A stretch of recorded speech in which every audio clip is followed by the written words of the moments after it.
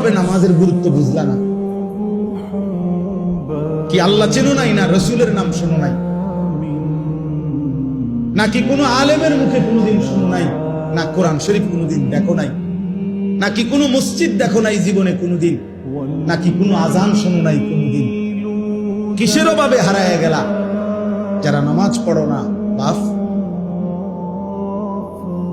একটা যুক্তি তো থাকবে, হুজুর আমি এমন মরুভূমিতে ছিলাম যেখানে কোনো মানুষ ছিল না, যার কারণে আমি আল্লাহ চিনি নাই, আখেরাত চিনি নাই। আমি এমন পাহাড়ের গভীরে ছিলাম, আমি এমন সাগরের তলদেশে ছিলাম যেখানে কোনোদিন আজান শুনি নাই, যেখানে কোনোদিন কারো কাছ থেকে আল্লাহর পরিচয় শুনি নাই।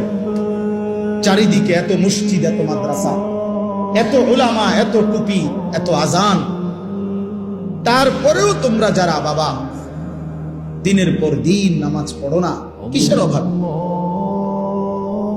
কি যুক্তিতে? আল্লাহর সাথে বুঝাপড়াটা কি হবে?